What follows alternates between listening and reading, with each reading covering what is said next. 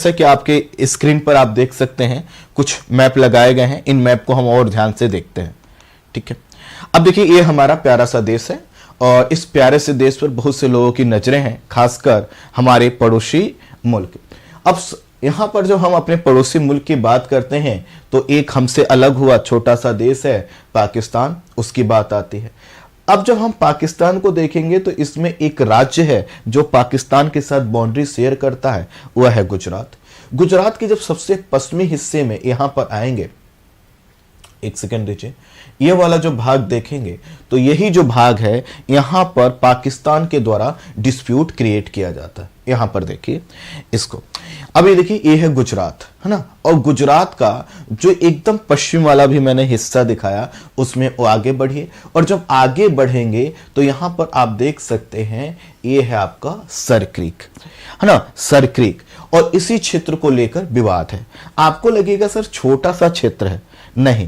पहली बात तो यह है अंतर्राष्ट्रीय मामलों में कोई क्षेत्र छोटा और बड़ा नहीं होता, बल्कि उसका इंपॉर्टेंस छोटा और बड़ा होता है। इसका मतलब है कि आपने देखा होगा 1 वर्ग किलोमीटर के द्वीप के लिए भी युद्ध हो जाते हैं। ये तो 96 किलोमीटर लंबा एक बाउंड्री एरिया है ना। तो यह जो सर क्रीक वाला क्षेत्र, इसको समझेंगे। मैं आपको बताऊंगा क्रीक क्या होता है, यहां पर कितने क्रीक हैं, 6 क्रीक हैं। 6 में से यह जो है कि 1 क्रीक है, 5 क्रीक है, उस पर कोई विवाद नहीं है। इस पर विवाद है, और इस पर विवाद किन कारणों से है, उसका समाधान कैसे करने का प्रयास अभी तक किया गया और क्यों कोई रिजल्ट नहीं निकल पाया, इस पर हम बात करेंगे। तो पहला हमारा टॉपिक है, इसकी लोकेशन आप देख लीजिए।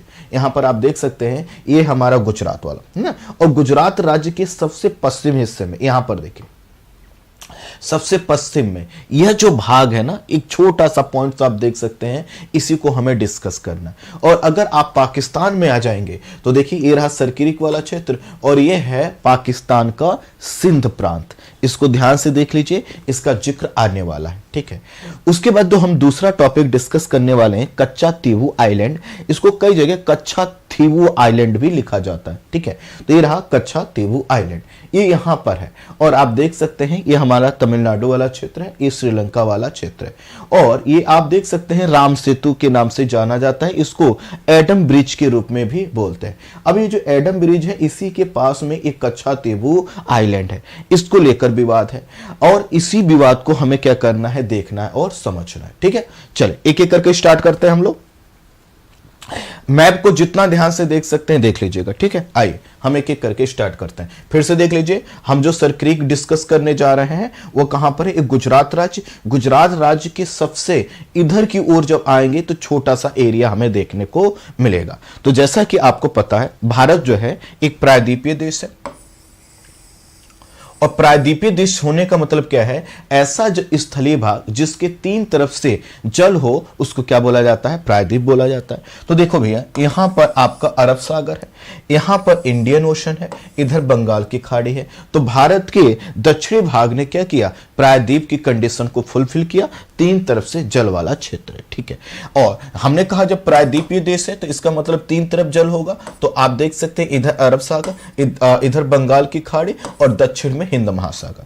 अब ये जो हमारा तटीय, यह जो समुद्री भाग है, समुद्री एरिया को, जैसे हमारे यहां पर यह जो राज्य है, जो राज्य हमारे समुद्री सीमा को साझा करते हैं उनको बोला जाता है तटीय राज्य। तट का मतलब होता है समुद्र का किनारा। तो समुद्र के किनारे पर जो स्थित राज्य है उनको हम तटीय राज्य बोलते हैं। यही हमारा अगला टॉपिक है। तो देख सकते हैं कि भारत की मुख्य भूमि की जो तटीय सीमा है ये छोटी मोटी नहीं है, 6100 किलोमीटर की। लेकिन ये जो तटीय सीमा है यह कई बार जो है कि चर्चा में बनी रहती, और इस वजह से बनी रहती है क्योंकि कई बार सरक्रीक वाला विवाद आ जाता है, कई बार अभी जो मैंने कच्चा तीवू आइलैंड वाला विवाद बताया, यह आइलैंड जो है कि विवाद उभरता रहता है। अब इस विवाद का समाधान कैसे हो, यही जटिलता है और इसी को हमें समझना है। तो हमने कहा कि भारत की मुख्य भूमि की जो तटीय सीमा की लंबाई है वह 6100 किलोमीटर है। अगर हम इसमें अंडमान निकोबार और लक्षद्वीप की बाउंड्री को भी जोड़ दें तो यह जो तटीय सीमा की लंबाई है वह कितनी हो जाती है, 7517 किलोमीटर हो जाती है।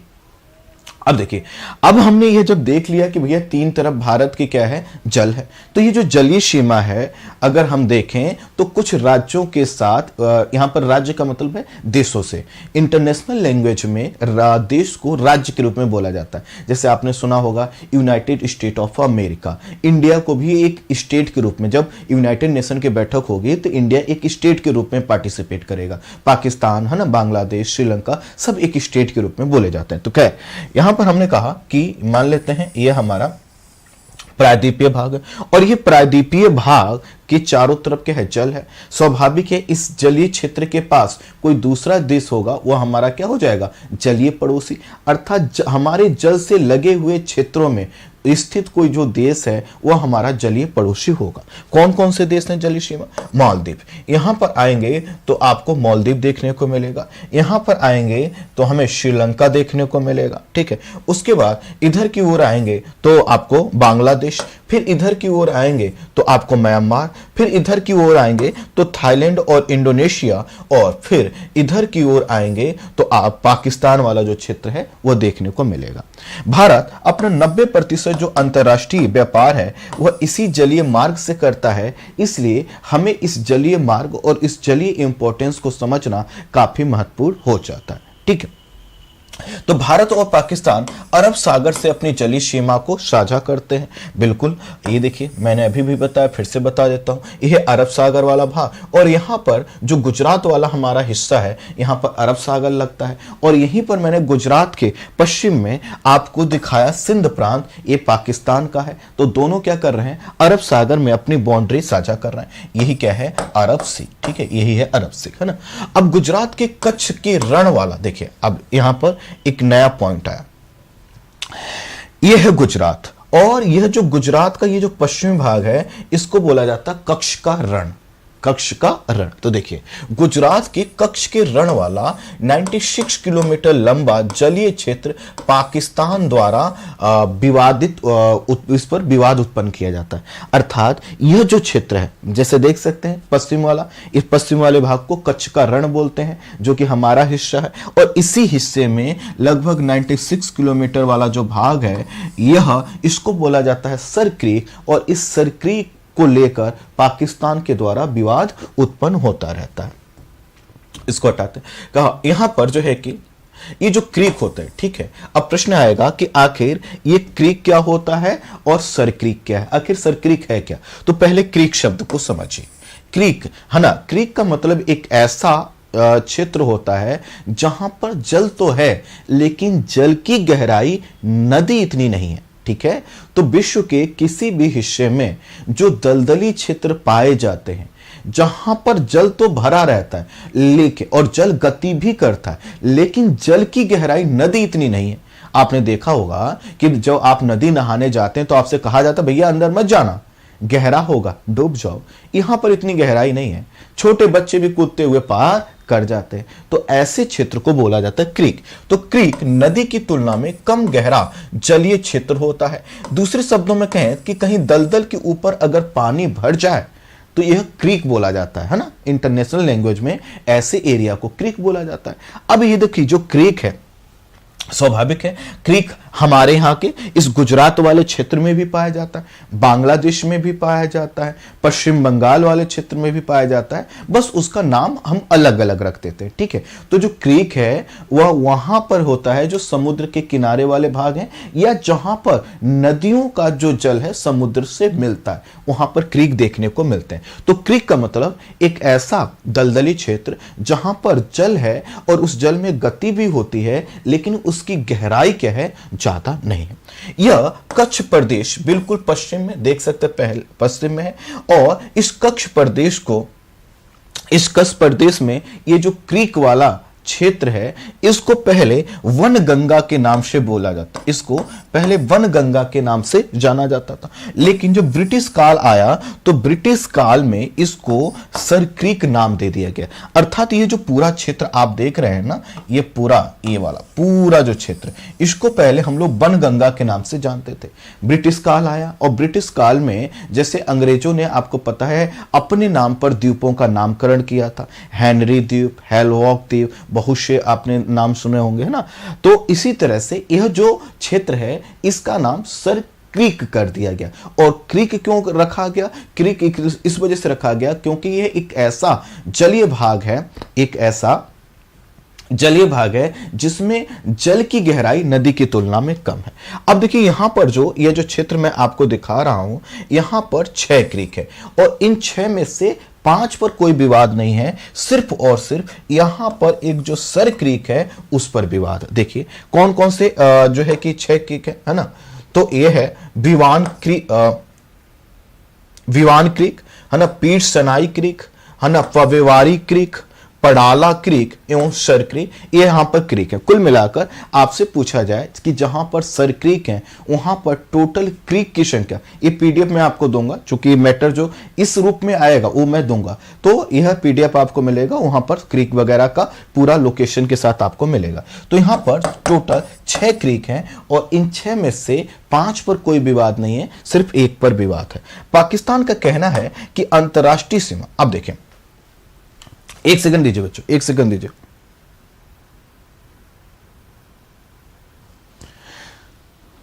अब देखिए पाकिस्तान, अब यहां पर इसको आप देख रहे हैं, एक सेकंड थोड़ा सा, हाँ देखिए अगर आप इसको देख रहे हैं तो यहां पर 2 लाइनें दिखाई गई हैं और 2 लाइनें दिखाई गई हैं, एक रेड कलर की, एक ग्रीन कलर की, ठीक है। अब जब ग्रीन कलर की जो लाइन है, पाकिस्तान यह कहता है कि हमारा जो यह जो सिंध वाला भाग है वह यहां तक है।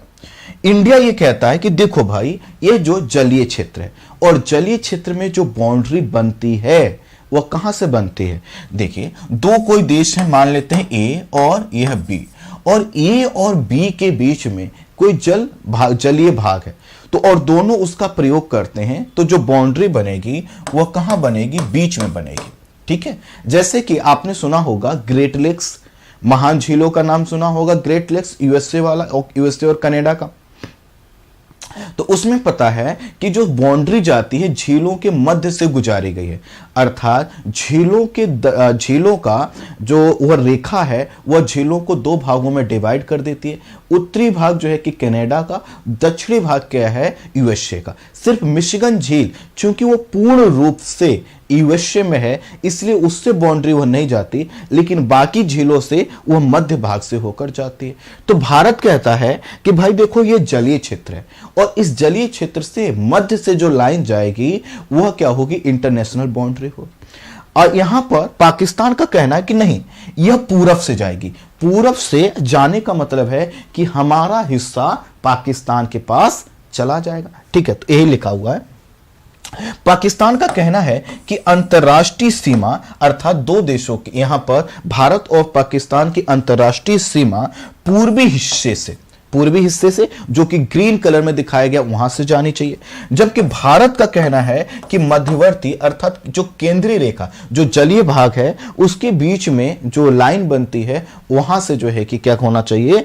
बाउंड्री मानी जानी चाहिए, ठीक है। लेकिन विवाद सिर्फ इतना नहीं है, मतलब विवाद की जो जटिलता है वो ये नहीं है कि सिर्फ वह यह कह देता है, पाकिस्तान ये कह देता है कि बाउंड्री यहां से मानी जाएगी, भारत कहता है यहां से, नहीं, इसका इतिहास जो है ना वो देखा। अब देखिए आइए मैं इसके थोड़ा सा इतिहास पर आपसे बात करता हूं कि आखिर इसमें स्पष्टता का अभाव क्यों है। जैसे कि आपको पता है कि वर्तमान जो विवाद होते हैं वो सिर्फ वर्तमान से नहीं होते हैं, उनका एक बैकग्राउंड होता है। तो यह जो विवाद है इसका भी बैकग्राउंड कहां से शुरू होता है? अंग्रेजों के काल से। अंग्रेज जब यहां पर आए तो उन्होंने किसी भी क्षेत्र का सीमांकन सही से नहीं किया। यही कारण है कि आज हमारा चाइना के साथ विवाद है, आज हमारा जो है कि पाकिस्तान के साथ विवाद है, आज जो है हमारा श्रीलंका के साथ भी विवाद है, और अंग्रेजों का बस चलता तो कई जगह और विवाद उत्पन्न कर देते। तो इसका जो बैकग्राउंड है वह है, पाकिस्तान का कहना है कि वर्ष 1914 में सिंध सरकार, यहां पर आपको पता है कि पहले यहां पर रियासतें हुआ करती थी, राजा महाराजा होते थे, उनका भी अपना क्षेत्र था और हर राज्य अपने एरिया को प्रोटेक्ट करता था। तो इन पाकिस्तान का कहना है कि 1914 में सिंध सरकार और कच्छ के राव महाराज, अर्थात ये जो क्षेत्र है यहां पर जो है कि गुजरात का कच्छ वाला क्षेत्र है और यहां पर भी कच्छ के राव महाराज का शासन था। तो दोनों जगहों पर अलग अलग लोग शासन कर रहे थे। इन इनके मध्य में बंबई सरकार संकल्प अर्थात बॉम्बे गवर्नमेंट रिजोल्यूशन का एक प्रस्ताव आया। अर्थात यह हुआ कि सिंध और कच्छ के बीच में यहां पर बाउंड्री क्या हो, इसको लेकर विवाद उभरा। अब ध्यान दीजिएगा, यह विवाद कब उभर रहा है? 1914। और 1914 में क्या है? ब्रिटिश रूल यहां पर लागू है। अब ब्रिटिश ने अर्थात ब्रिटिशर्स आए, उन्होंने बैठे और उन्होंने कहा कि भाई आप लोगों बात कर लीजिए कि यहां पर बाउंड्री का निर्धारण कैसे होगा। ठीक है, तो पाकिस्तान का कहना है कि वर्ष 1914 में ये जो बॉम्बे गवर्नमेंट रिजॉल्व हुआ था, यह जो एक संधि हुई थी, इसके क्लॉज 9 के अनुसार संपूर्ण कच्छ पर उसका अधिकार है। अर्थात इन्होंने कहा कि जो 1914 में संधि हुई, इनके हिसाब से इनका कहना है इसके अनुसार ये जो पूरा क्षेत्र है यह क्या है? हमारा। ठीक है, अच्छा आगे। और इसमें इन्होंने कहा कि ये जो क्रीक वाला जो क्षेत्र है ना, ये जो 6 क्रीक हमने बताए, इनका कहना है ये 6 क्रीक जो है कि सिंध का हिस्सा है। ये किसका हवाला दे रहे हैं? 1914 का ट्रीटी का। लेकिन अभी मैं एक चीज और बताऊंगा इसी 1914 की ट्रीटी, रुकिए मैं बता ही देता हूं। तो इन्होंने कहा कि भैया जो 1914 में समझौता हुआ था, किसके बीच में? सिंध और कच्छ के महाराजा के बीच में। उसमें यह कहा गया है कि जो कच्छ का क्षेत्र होगा, यह जो क्षेत्र होगा यह किसका होगा? पूरा सिंध का होगा। चूंकि सिंध अब पाकिस्तान का भाग है, समझिएगा, चूंकि सिंध पाकिस्तान का भाग है तो इनका कहना होता है यह पूरा एरिया हमारा होगा। लेकिन यही जो इसका क्लॉज जो है कि यह 1914 का जो है कि जो संकल्प है, जो संधि है, इसका क्लॉज 9 का ये हवाला देते हैं। लेकिन क्लॉज 10 भी है, और क्लॉज 10 यह कहता है, समझिएगा, क्लॉज 10 यह कहता है कि यहां पर यह जो क्षेत्र है इसमें अगर नेविगेशन हो रहा है, नेविगेशन होगा, नेविगेशन का मतलब होता है आवागमन, नाव के माध्यम से आवागमन। अर्थात पानी की इतनी गहराई है कि नाव का आवागमन अगर होता है तो यहां पर जो सीमा मानी जाएगी वह क्या होगी? मध्य से जाएगी। वो क्या होगी? सीमा मध्य से जाएगी। इसका मतलब क्या है कि क्लॉज 9 में यह कहा गया कि अगर यह क्षेत्र, समझिए, चूंकि उस समय 1914 में इस एरिया का इतना इंपॉर्टेंस किसी को पता नहीं था, ये थोड़ी पता था कि देश का विभाजन होगा और ऐसी चीजें आएंगी। तो ये बहुत सिंपल सा एक समझौता किया गया जिसमें यह कहा गया कि ठीक है, जो शुष्क एरिया है वो क्लॉज 9 के अनुसार सिंध प्रांत का होगा। लेकिन क्लॉज 10 यह कहता है कि देखो भाई, यहां पर अगर जल है तो जल वाले क्षेत्र में तो कच्छ के लोग भी जाएंगे, अपनी नाव लेकर जाएंगे, और सिंध के लोग भी नाव लेकर आएंगे। तो ऐसे में कोई बाउंड्री डिस्प्यूट ना हो तो बाउंड्री कहां से जाएगी? मध्य भाग से। तो यहां पर जो पाकिस्तान है वो क्लॉज 9 की तो बात करता है, वह क्लॉज 10 की बात नहीं करता, और उसके आगे के प्रयासों की भी बात नहीं करता, वो भी समझिए। ठीक है, तो कुल मिलाकर इसका यह कहना है कि पूरा जो क्रीक क्षेत्र है वह सिंध का हिस्सा है, और सिंध चूंकि पाकिस्तान का मिल चुका है इसलिए ये पूरा एरिया उसका होना चाहिए। अब ये जो समय है विवाद बढ़ता रहा, हम आजाद हुए, और आजादी के बाद पता है पाकिस्तान ने हम पर जो है कि हमला किया, और ये क्रम रुका नहीं। 1960 का जो दशक आता है फिर से पाकिस्तान हरकत में आया, और आपने सुना होगा 1965 का युद्ध, और फिर बाद में 1971 का, है ना। तो पाकिस्तान इन क्षेत्रों में अपनी गतिविधियां करता रहा। तो 1960 के दशक में भारत और पाकिस्तान विवाद के बाद सर क्रीक पर नियंत्रण को लेकर विवाद क्या हो गया? बढ़ गया। अर्थात जैसे जैसे 1960 का दशक, खासकर 1962 में चाइना ने हम पर अटैक कर दिया, तो हमें यह पता चल गया कि कभी भी पाकिस्तान, चूंकि हम उसको लगेगा कि भारत अब जो है कि 1962 के वॉर से कमजोर हो चुका है, कभी भी हम हमला कर सकते हैं। तो ऐसे में सर क्रीक वाले क्षेत्र में नियंत्रण को लेकर जो है कि भारत ने अपनी तत्परता दिखाई और अपनी तैयारियों को दुरुस्त करने का प्रयास किया। और इसी बीच क्या होता है? 1965 का युद्ध हो जाता है। 1965 के युद्ध के बाद ब्रिटिश प्रधानमंत्री हैरोल्ड विल्सन ने अंतरराष्ट्रीय, उन्होंने दोनों पक्षों को बुलाया, क्योंकि विवाद और ना बढ़ जाए, फिर से कोई नया युद्ध का रूप ना धारण कर ले। ऐसे में आपको पता है कि कई देशों के राष्ट्राध्यक्ष क्या करते हैं? मध्यस्थता करते हैं। इसी प्रकार की जो मध्यस्थता है या इन्होंने कहा कि जो है कि प्रधानमंत्री ने कहा, ब्रिटेन के प्रधानमंत्री ने कहा कि हम क्या करते हैं, हम ये चाहते हैं कि आप दोनों लोग बैठकर इस मुद्दे का समाधान करें। और बैठकर कैसे? एक ट्रिब्यूनल के माध्यम से। जैसे आपको पता है कि अगर कोई विवाद हो जाता है, मान लेते हैं आपने कोई कंपनी खोला है ना, और कंपनी ने पर्यावरण का जो है कि पर्यावरण को लेकर कुछ नियम थे, उसके लिए क्लियरेंस प्राप्त कर लिया गया, लेकिन फिर भी आपकी कंपनी को सरकार जो है कि बैन कर दे, उस पर कोई रिस्ट्रिक्शंस लगा दे। अब ऐसे में क्या करेंगे आप ऐसे में क्या करेंगे? आप मामले को कोर्ट में लेकर जाएंगे। तो आपको पता है कि कुछ चीजों के लिए ट्रिब्यूनल बनाए गए। कोर्ट में चूंकि मामले बहुत पड़े रहते हैं, लंबे समय तक खिंचते रहते हैं, ऐसे में वहां पर भी न्याय मिलता है वो ट्रिब्यूनल के माध्यम, जो स्पेशल चीजों को चुनते हैं। जैसे एनजीटी है ना, नेशनल ग्रीन ट्रिब्यूनल बनाया गया है। ठीक इसी तरह से कंपनियों के लिए अलग ट्रिब्यूनल है ना। तो इसी तरह से अंतरराष्ट्रीय विवादों को सुलझाने के लिए भी इस तरह के ट्रिब्यूनल बनाने की व्यवस्था है। तो इन्होंने कहा कि आप दोनों लोग आपस में मत लड़िए, ऐसे समझौता नहीं हो पाएगा, आप इस मुद्दे को लेकर ट्रिब्यूनल के पास आइए। तो यहां पर कहा गया कि भारत भी सहमत हो गया कि ठीक है भाई, हमारा तो हक जो है कि जायज है, हमें कोई दिक्कत नहीं है, हम तो ट्रिब्यूनल में ले जाएंगे, हमारे पास डॉक्यूमेंट है और साथ ही साथ अंतरराष्ट्रीय जो संधियां कहती हैं, जो नियम कहता है, उसके अनुसार हम काम कर रहे हैं। तो इस एक ट्रिब्यूनल बनाया गया और इस ट्रिब्यूनल को भारत पाकिस्तान पश्चिमी सीमा केस ट्रिब्यूनल का नाम दिया गया।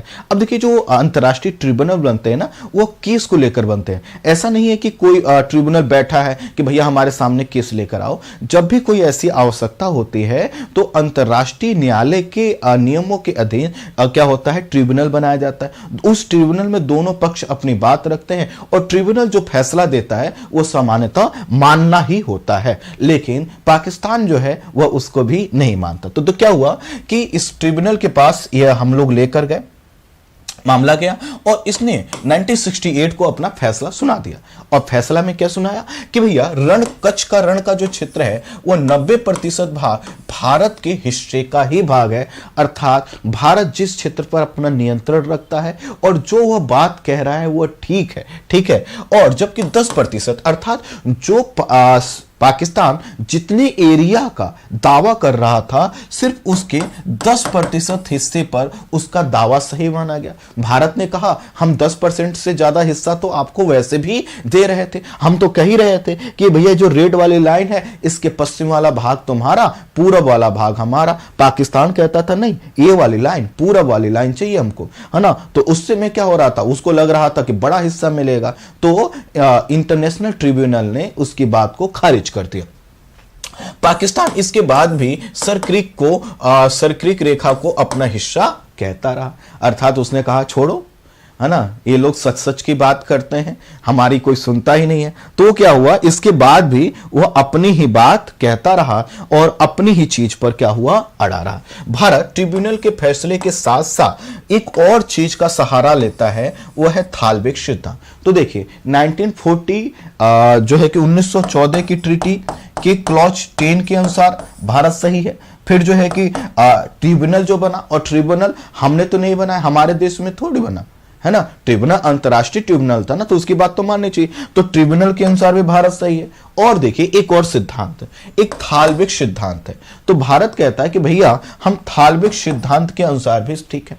अब ये थालबेक सिद्धांत क्या, थालबेक सिद्धांत यह कहता है कि यदि कोई जलीय क्षेत्र दो देशों के मध्य में है तो जो सीमांकन होगा वह मध्य भाग से होगा। अर्थात यहां पर एक देश है ए, यहां पर एक देश है बी, और इनके बीच में कोई जलीय क्षेत्र है, तो जो बाउंड्री मानी जाएगी वह कहां पर मानी जाएगी, मध्य भाग से मानी जाएगी। और ये जो थालबेक सिद्धांत है ये किस लिए बनाया गया है, यह इसी प्रकार के जलीय क्षेत्र के लिए बनाया गया है जहां पर जल की गहराई बहुत नहीं होती, है ना, उसी चीज के लिए इसको बनाया गया। तो भारत ने कहा हम थालबेक सिद्धांत के अनुसार भी हम जो दावा कर रहे हैं बिल्कुल सही है। और इसी के कारण चूंकि भारत क्या करता है, हर चीज को अंतरराष्ट्रीय नियम के अनुसार लाता है, इसीलिए जो है कि एक आपने ट्रीटी सुना होगा, United Nation convention on the law of the sea UNCLOS, है ना।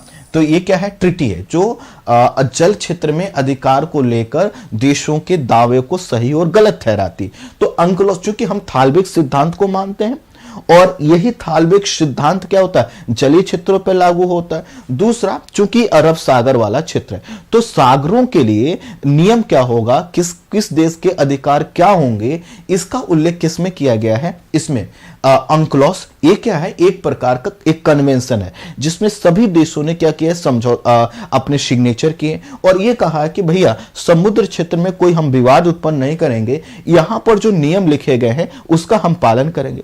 पाकिस्तान कहता है वो तो हमने बस ऐसे ही कहा था, हम करते नहीं है। तो भारत इस अंकुलोस नियम के अनुसार भी ठीक बैठता है। पाकिस्तान का कहना है कि थालबेग सिद्धांत सिर्फ ऐसे जलीय क्षेत्र पर लागू होता है जो परिवहन योग्य है, जो परिवहन योग्य है। भारत यह कहता है कि बात तुम्हारी भी ठीक है, चलो, लेकिन भारत का कहना है कि जब यहां पर ज्वार उठता है, ज्वार का मतलब है समुद्र का जल जब उठकर आगे बढ़ता है तो आप यहां पर नाव चला लो, खूब चल जाती है।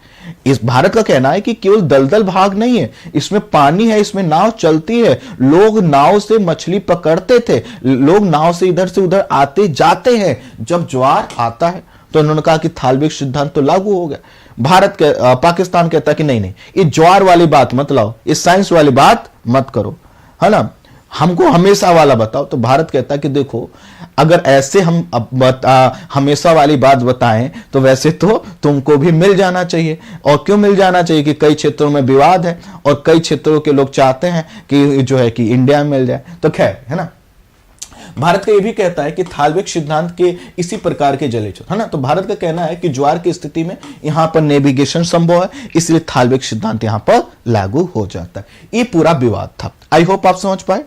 तो क्या आप लोग सर क्रीक का विवाद समझ पाए? प्लीज मुझे बता दीजिए, क्या सर क्रीक का विवाद समझ पाए? सब लोग बताइए, सब लोग बताइए, सब लोग बताइए।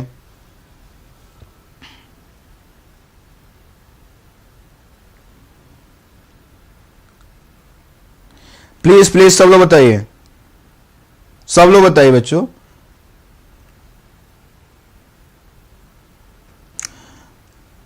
और देखो, आप समझ गए होंगे ना, अगर आप समझ गए होंगे तो आज अपने दोस्त से पूछना जो साथ में तैयारी है, भैया ये सरक्रीक विवाद क्या है, ये थालबेग सिद्धांत क्या है, ये पाकिस्तान क्यों इधर परेशान करता हम लोगों को, ठीक है। हाँ, सुजीत बाबू कह रहे हैं सर इस पर वर्तमान स्थिति क्या है? वर्तमान स्थिति अभी भी विवाद की है ना। पाकिस्तान अगर विवाद खत्म कर ले तो पाकिस्तान थोड़ी रह जाएगा, वो देश बन जाएगा, अच्छा सा देश बन जाएगा। पाकिस्तान है किसी चीज को अपने यहां तो मानता नहीं, तो अभी भी कंडीशन यही है, विवाद है। और क्यों विवाद है? वो पाकिस्तान की साइड से है। हम लोगों ने तो सभी चीजें क्लियर कर दी, लेकिन पाकिस्तान है कि मानता नहीं है। तो अभी नियंत्रण हमारा है, नियंत्रण सब कुछ हमारा है, बस पाकिस्तान कहता रहता है कि इन्होंने हमारा क्षेत्र ले लिया, हमारा क्षेत्र ले लिया, हमारा क्षेत्र ले लिया, बस यही बात, ठीक है।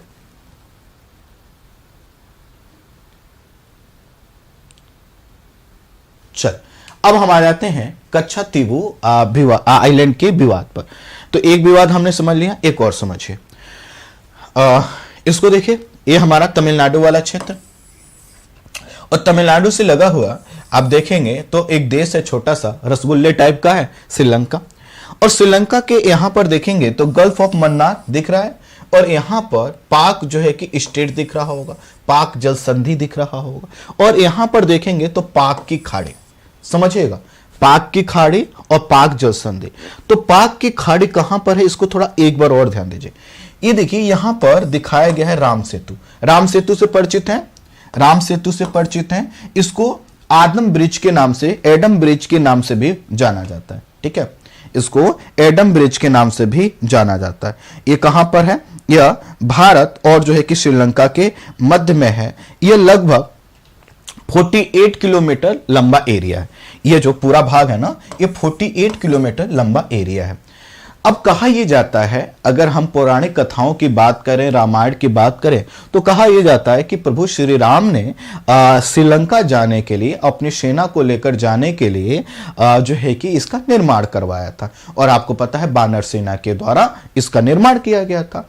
अगर आप उसको हटा दें और ज्योग्राफी के पॉइंट ऑफ व्यू से इसको देखें तो यहां पर यह एक छिछला समुद्री भाग है, और यहां पर पहले ऐसे पत्थर थे और अभी भी कुछ ऐसे पत्थर मिलते हैं जो क्या होते हैं, हल्के हैं।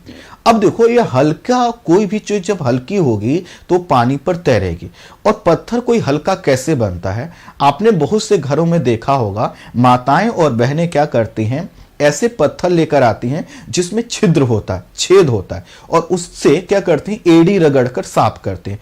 तो ये जो छिद्रदार पत्थर होते हैं ये हल्के हो जाते हैं, इनका घनत्व तो क्या हो जाता है, कम हो जाता है, ये पानी पर तैरते रहते हैं। तो यह जो पूरा क्षेत्र है, आपने सुना होगा कि यहाँ पर जो है कि पत्थर तैरते थे। पत्थर तैरने की बात अगर छोड़ दें तो यहां पर क्या है, एक जो है कि कम गहरा ये जलीय क्षेत्र होता था जिसमें बड़े बड़े पत्थर थे, और इन बड़े बड़े पत्थरों के बीच में जो जल की गहराई थी वह कम थी, तो यहां से होकर यहां तक आसानी से आप जा सकते थे।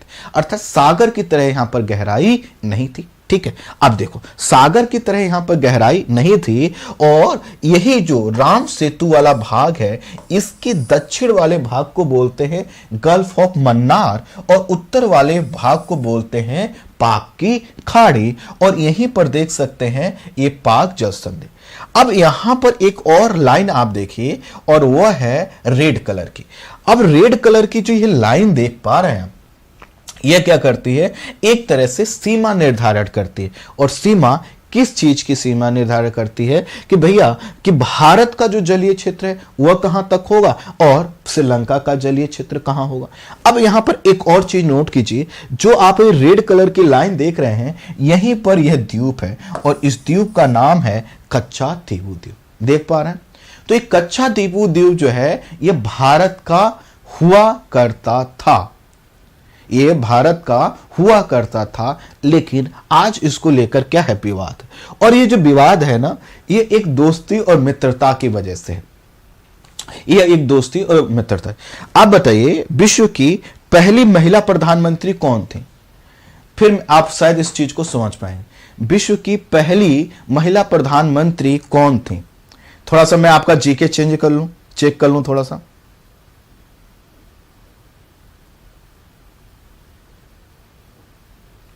प्लीज प्लीज बताइए।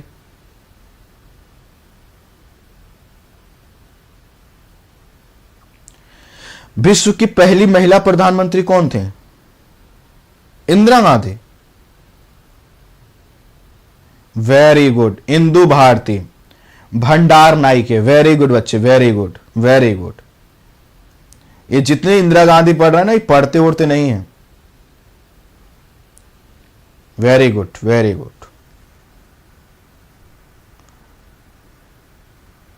चलो अब देखिए, तो उन्हीं से इनका संबंध भी है ना, भंडार नाइके जी से इसका संबंध भी। आइए मैं इसको एक एक करके आपको समझाता हूं। अरे ये क्या हो,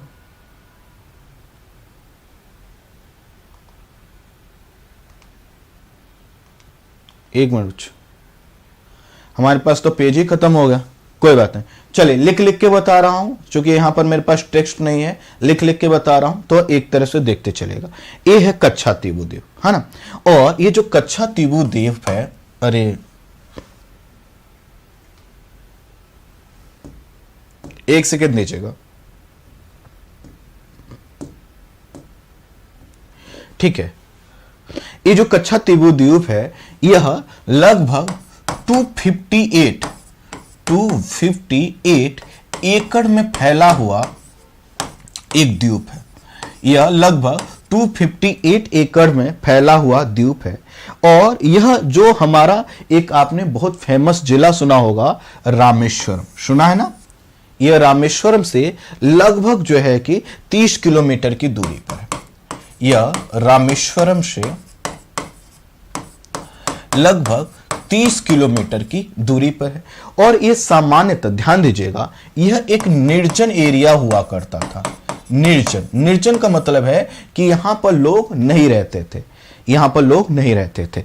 लेकिन लोग तो नहीं रहते थे, लेकिन यहां पर लोग मछली पकड़ने जाया करते थे। ठीक है, यहां पर लोग मछली पकड़ने जाया करते थे। और जब मछली पकड़ने जाया करते थे तो यहां पर प्रश्न यह आएगा कि अधिकार किसका होगा, नियम किसका लागू होगा। ठीक है, तो यहां पर ये देखिए, ये रहा मदुरई, ये देख पा रहे हैं, मदुरई देख पा रहे हैं। तो पहले अंग्रेजों के शासन से पहले यह जो द्वीप है ना, यह जो द्वीप है यह मदुरई साम्राज्य के अधीन आता था। यह मदुरई के जो राजा थे उनके अधिकार क्षेत्र में यह आता था। तो यहां पर जो नियम चलते थे वह किसके चलते थे? मदुरई पर शासन करने वाले वहां के लोगों के जो प्रतिनिधि थे उसके हिसाब से यहां पर नियम चलते थे। तो लोग आते थे और यहां पर अपना जो है कि मछली पकड़ते थे, रहते थे, चले जाते थे। अब क्या होता, समय धीरे धीरे आगे बढ़ा। ठीक है, समय क्या होता है, आगे बढ़ा। और समय, अच्छा एक चीज और, यहीं पर 17वीं सदी में यहां पर एक जो है कि चर्च भी बनवाया गया। और जो चर्च बनवाया गया वह मदुरई सरकार के द्वारा ही बनवाया गया।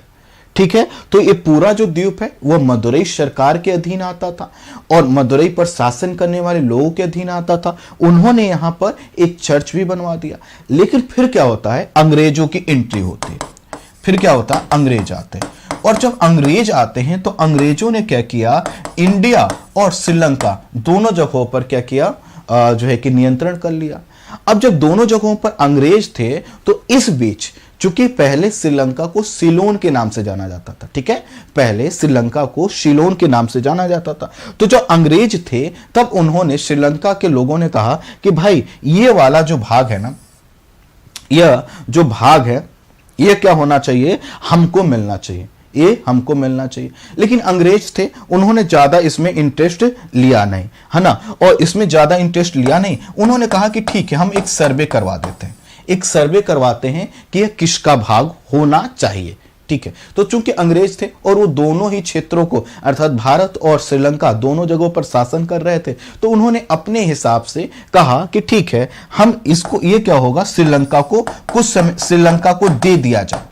इन्होंने कहा कि श्रीलंका को दे दिया जाए। ठीक है, लेकिन श्रीलंका को दे दिया जाए उसके लिए कोई नियम, कोई कानून नहीं बना। ठीक है, अब क्या हुआ कि ये सर्वे करवाया गया। ये कब की बात है, 1921। ठीक है, 1921 में इन्होंने कहा कि हाँ ठीक है इसको श्रीलंका को दे दिया जाए, भारत के पास तो वैसे भी बहुत जगह है और चूंकि यहां पर कोई रहता नहीं। और उस समय भारत की तरफ से भी बहुत ज्यादा ऑब्जेक्शन किया नहीं गया। लेकिन जब समस्या उत्पन्न होती है 1947 में हम लोग क्या हो जाते हैं, आजाद हो जाते हैं। ठीक है, हम लोग क्या हो गए, आजाद हो गए। अब देखिए जब हम आजाद हुए तो हमारा जो स्वतंत्रता अधिनियम है वो ये कहता है कि जितने भी क्षेत्र भारत के थे या भारतीय रियासतों के थे, अगर वह क्षेत्र भारत में मिलता है तो उसके सभी क्षेत्र क्या हो जाएंगे, भारत के हो जाएंगे। तो ये जो पूरा क्षेत्र क्या हो गया, यह पूरा जो दक्षिण भारत का जो पूरा भाग है, दक्षिण भारत का जो पूरा भाग है वह चूंकि भारत का हिस्सा रहा, ऐसे में अपने आप यह जो कच्चा तीबू द्वीप है, यह जो द्वीप है वह किसके पास आ गया, भारत के पास आ गया। वह अपने आप भारत के पास आ गया और श्रीलंका वालों को इससे ज्यादा दिक्कत भी नहीं हुई।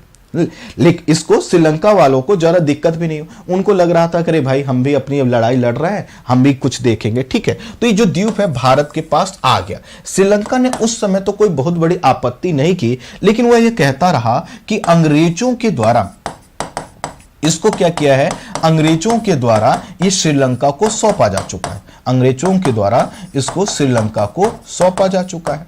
अब देखिए 1947 में हम आजाद होते हैं और श्रीलंका भी आजाद हो जाता है। वहां से भी क्या होते हैं, ब्रिटिशर्स चले जाते हैं। तो दोनों क्षेत्रों के लोग, ठीक है, यह देखिए यहां से, हमारे यहां तमिलनाडु से और श्रीलंका से लोग यहां पर आते थे और मछली पकड़ते थे।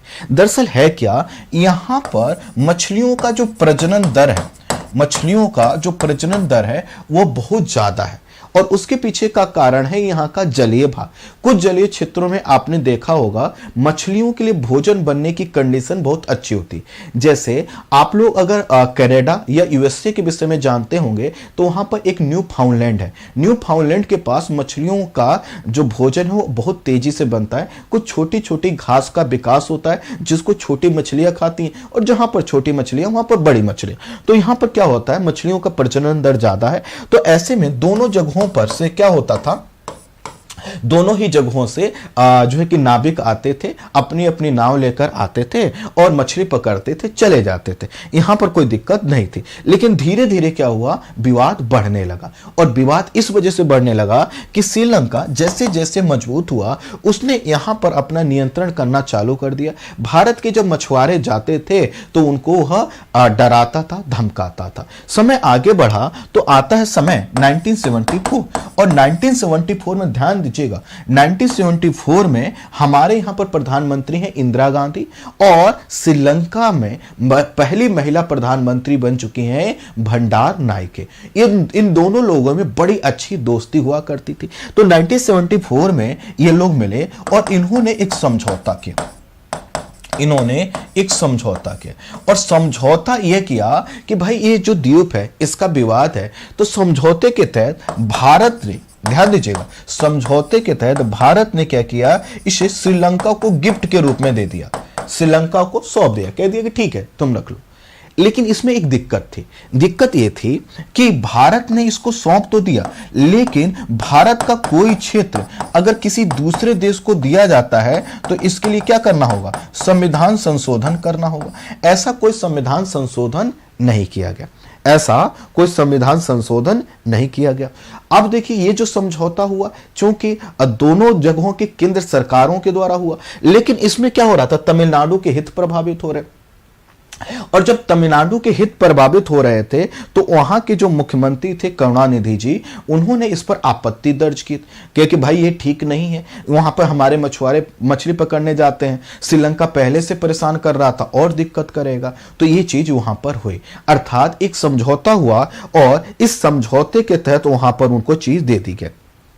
इस समझौता जो हुआ था इसमें यह कहा गया था कि यह जो समझौता हुआ इसमें यह कहा गया था कि भारत के जो नाविक हैं वह कच्चा तीबू द्वीप तक, भारत के जो नाविक हैं वह कच्चा तीबू द्वीप तक जा सकेंगे, रुक सकेंगे, लेकिन स्पष्ट तौर पर मछली पकड़ने की बात नहीं कही गई, नहीं लिखी गई थी। तो श्रीलंका ने यह समझा कि भारत के लोग या भारत के मछुआरे यहां पर आएंगे, अपनी जाल को सुखाएंगे, आराम करेंगे और फिर चलते बनेंगे, मछली नहीं पकड़ेंगे। जबकि यहां पर तमिलनाडु के लोग ये चाहते थे कि भैया हमारे पास भले ही द्वीप तुम दे दो, लेकिन मछली पकड़ने का अधिकार हमारे पास होना चाहिए। ठीक है, अब देखिए, अब इस समय आगे बढ़ा तो 1976 में एक और समझौता हुआ, और ये समझौता यह हुआ कि दोनों देशों के बीच में ये इंटरनेशनल जो बाउंड्री है, जो अंतरराष्ट्रीय जल सीमा है, इसको क्रॉस करके भारत के मछुआरे नहीं आएंगे। अब देखिए दिक्कत यह है कि जो कच्चा तीबू द्वीप है ना, यहां से मैं इसको मिटा देता हूं, अभी मैं स्टोरी के रूप में फिर से सुना दूंगा, अभी मैं ना पूरी चीज को फिर से एक बार स्टोरी के रूप में सुना दूंगा, बहुत क्लियर हो जाए। अभी जो समझाना समझे, हमने कहा यहां से एक लाइन गुजरती है और ये दोनों देशों के जल का सीमा का निर्धारण करती है। तो 1976 में जो समझौता हुआ उसके अनुसार यह हो गया कि भारत के मछुआरे अब इस लाइन को क्रॉस करके नहीं जाएंगे, क्योंकि श्रीलंका का जल क्षेत्र माना जाएगा। अब ऐसे में क्या हुआ, ये जो कच्चा तीबू द्वीप है ये जो पूरी तरह से अब श्रीलंका के पास आ गया। अब इसके बाद से जब भी भारतीय मछुआरे जाते हैं तो श्रीलंका की जो नेवी है वो भारतीय लोगों को पकड़ लेती है, और सिर्फ पकड़ नहीं लेती, आपके लिए जानकारी बता दूं, 100 से अधिक लोगों को श्रीलंका की नेवी क्या कर चुकी है, गोली तक मार चुकी है। अर्थात वो डायरेक्ट हमला कर देते हैं और उसके वजह से कई मछुआरों की जान चली जाती है। दूसरी चीज ये है कि यहां पर अब जो है कि मछलियां मिलती नहीं है, तो यहां के भारत के तमिलनाडु के लोगों की मजबूरी होती है कि वह क्या हो, सागर में अधिक गहराई तक जाए, क्योंकि यहां पर कोई ऐसा कोई दीवार थोड़ी बना है, यहां पर तो ऐसी कोई दीवार तो बनी नहीं कि भैया पता चल जाए ये जल क्षेत्र, इसका जल में कैसे सीमा का निर्धारण। तो कई बार भारतीय मछुआरे श्रीलंका के एरिया में प्रवेश कर जाते हैं और वहां पर उनको पकड़ लिया जाता है और उनको जो है कि उम्र तक की सजा, कई बार गोली मार दी जाती, इस तरह की चीजें आती है, और इसकी वजह से क्या होता है, विवाद उभरता रहता है। इस विवाद के समाधान के कई प्रयास किए गए, लेकिन अभी तक कोई सफलता नहीं मिल पाई है। अब जो यहां पर जो पेच फंसता है वो ये है कि अभी कुछ समय पहले 2015 2015 में श्रीलंका के बड़े बड़े जो वहाँ के प्रधानमंत्री हैं, वहाँ के राष्ट्रपति हैं, उनके द्वारा जो स्टेटमेंट दिया गया वो ये है कि भैया अब ये जो पूरा कच्चा तीबू द्वीप है ये श्रीलंका का है और कोई भी भारतीय इस क्षेत्र में आकर अगर मछली पकड़ता है तो अंतर्राष्ट्रीय नियम का उल्लंघन करेगा और श्रीलंका अपने कानून के अनुसार उसको क्या करेगा, सजा देगा। अब यहाँ पर एक विवाद और है। दरअसल यहाँ पर जो भारतीय मछुआरे हैं, यहाँ पर जो मछली पकड़ते हैं, तो श्रीलंका का ये आरोप है कि भारतीय मछुआरे जिस तरह से मछली पकड़ते हैं उससे मछलियों का प्रजनन रुकता है, क्योंकि वो बड़ी बड़ी जालों का प्रयोग करते हैं और उस जाल में क्या होता है, मछली के साथ साथ समुद्र के जो कंकड़ पत्थर हैं वो सब आ जाते हैं, जबकि कंकड़ पत्थर मछलियों के लिए बहुत जरूरी है। अर्थात केवल बालू बालू यहां पर बचा है। तो श्रीलंका के जो मछली पकड़ने वाले लोग हैं वह भारत के जो है मछुआरों से कहते हैं कि भैया तुम जो मछली पकड़ते हो तरीका गलत है। वहीं भारत के लोगों का कहना है कि भैया हम जो मछली पकड़ते हैं वह अंतर्राष्ट्रीय नियमों के अनुसार ही हम जल को यूज करते हैं और अलग तरीके से। तो यही विवाद बना हुआ है। वर्तमान कंडीशन ये है कि जो कच्चा तीबू द्वीप है वह श्रीलंका का है और श्रीलंका उस पर अपना जो है कि संप्रभुता रखता है। भारत की ओर से अभी तक इसमें कोई प्रयास नहीं किया गया और कि इसको दोबारा लिया जाए। हाँ, इसमें जो पेच आता है वो ये है कि भैया संविधान संशोधन नहीं किया गया, इस बिना संविधान संशोधन किए ही सौंप दिया गया है। तो इसको लेकर जो है कि अटॉर्नी जनरल अटॉर्नी जनरल 2015 में उन्होंने कहा था 2014 में कि भाई ये देखो अब ये चीज जो है ना, ये जो द्वीप है ये सौंपा जा चुका है श्रीलंका को, श्रीलंका का ही भाग है। उसके पीछे मुकुल रोहतगी, वो अटॉर्नी जनरल हैं मुकुल रोहतगी, उन्होंने ये बात कही थी। उनका ये कहना है कि जब विवाद का समाधान किया जाता है तो इस विवाद के समाधान में ऐसा कोई जो है कि टेरिटरी जो है एक्सचेंज की जा सकती है। तो यही बात है। लेकिन तमिलनाडु का कहना है कि नहीं, चूंकि संविधान संशोधन नहीं हुआ है इसलिए समझौता ठीक नहीं है। आने वाले समय में केंद्र सरकार कोई लेकर क्या अप्रोच अपनाती है वो देखने वाली बात होगी। अब मैं आपको एक स्टोरी के रूप में इसको पूरी चीज को बता देता हूं। तो ये जो कच्चा तीबू द्वीप है, जैसा कि आप देख सकते हैं, रामेश्वर से लगभग 30 किलोमीटर की दूरी पर है और एक निर्जन द्वीप हुआ करता था। बहुत बड़ा द्वीप नहीं है, लेकिन इस द्वीप के पास का जो जलीय क्षेत्र है वो काफी महत्वपूर्ण है। वहां पर लंबे समय से मदुरई का जो साम्राज्य हुआ करता था, यहाँ के जो शासक होते थे उन्हीं के नियम यहाँ पर चलते थे और इसी के कारण तमिलनाडु के लोग बड़ी संख्या में मछली पकड़ने यहां पर जाया करते थे। लेकिन जब अंग्रेज आए और अंग्रेज ने भारत और श्रीलंका दोनों पर अपना नियंत्रण कर लिया, उसके बाद श्रीलंका ने यह कहा कि भाई ये द्वीप जो है ये हमारे पास होना चाहिए, है ना। जबकि पहले ही मदुरई ने अपने पैसे से यहाँ पर चर्च बनवाया था। इस चर्च में भारत के लोग जाते थे, है ना, और हर चीज होती थी। लेकिन अंग्रेजों ने श्रीलंका को खुश करने के लिए इसको कहा कि ठीक है तुम रख लो, लेकिन इसके लिए कोई जो है कि समझौता नहीं हुआ, कोई जो है कि लिखित बात नहीं हुई, ये बस कह दिया गया था। और चूंकि जब अंग्रेज यहाँ से गए तो उन्होंने कहा कि जो भारतीय क्षेत्र पहले भारत के थे वह क्या होंगे, भारत का हिस्सा होंगे। तो 1947 में अपने आप ये जो क्षेत्र था फिर से भारत के पास आ गया। लेकिन दिक्कत तब हुई जब श्रीलंका ने आजादी के बाद इस पर ऑब्जेक्शन किया और ऑब्जेक्शन करके ये कहा कि नहीं, ये हमारा हिस्सा होना चाहिए। समय आगे बढ़ा, 1970 का दशक आया और 1970 के दशक में बढ़ते हुए तनाव को कम करने के लिए दो प्रधानमंत्रियों ने, जो कि भारत की तरफ से और श्रीलंका की तरफ से, 1974 में बैठे, इन्होंने समझौता किया। समझौते के तहत भारत ने जो है कि कच्चा तीबू जो द्वीप है वह श्रीलंका को दे दिया, लेकिन उसमें कहा कि भारत के लोग यहां पर आते जाते रहेंगे। समय आगे बढ़ा, 1976 में यहां पर जो अंतरराष्ट्रीय बाउंड्री है इसका डिमार्केशन किया गया, इसका रेखांकन किया गया और यह कहा गया कि दोनों देशों के जो मछुआरे हैं अपने अपने जलीय क्षेत्र में मछली पकड़ेंगे। लेकिन इसमें दिक्कत यह है कि यहां पर कोई बाउंड्री है नहीं। ऐसे में भारत के मछुआरे श्रीलंका में, श्रीलंका के मछुआरे भारत में आ जाते हैं। दिक्कत इसमें तब हुई जब जैसे जैसे समय आगे बढ़ा, श्रीलंका में आपको पता है 1990 के दशक में गृह युद्ध चला। गृह युद्ध की समाप्ति के बाद श्रीलंका ने अपनी पकड़ यहां पर मजबूत की और श्रीलंका के जो मछुआरे थे उन्होंने श्रीलंका की सरकार अर्थात अपनी सरकार पर दबाव डाला कि यहां पर भारतीय मछुआरे ना आए, क्योंकि उनके वजह से हमारा जो मछली पालन है, मछली पकड़ना, वो प्रभावित होता है। भारत के मछुआरे आते हैं, मछली पकड़ कर ले जाते हैं, हमारे पास मछलियां नहीं बचती। तो श्रीलंका ने इसके लिए स्ट्रिक्ट कदम उठाए। वहां पर जो है कि जब भारतीय मछुआरे जाते थे तो उनको पकड़ लिया जाता, जेल में डाल दिया जाता। हाँ, सैकड़ों से अधिक लोगों को, मछुआरों को जो है कि गोली मारी जा चुकी है वहां पर। तो इसको लेकर विवाद वो बढ़ता रहता है और इस विवाद के केंद्र में जो है कि तमिलनाडु आता है। तमिलनाडु बार बार ये कहता है कि जो समझौता हुआ गलत हुआ, इसमें संविधान संशोधन नहीं हुआ है, इस तरह से समझौते के माध्यम से इसको नहीं सौंपा जा सकता है। और वर्तमान की कंडीशन ये है कि श्रीलंका इस पर अपना जो है कि अधिकार रखता है, उसकी सोवरेनिटी, इसकी संप्रभुता इस पर लागू है। अब बताइए क्या हम लोग समझ पाए पूरा? सब लोग बता दिए क्या हम लोग इसको समझ पाए? अब देखो बच्चों, अब तो स्टोरी के रूप में बता दिया, अब तो कोई दिक्कत ही नहीं होगी ना।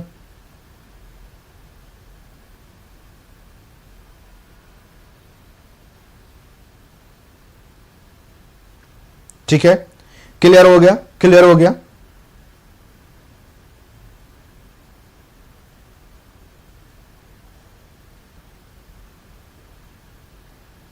नहीं, 2 ग्रेजुएशन की डिग्री नहीं कर सकते।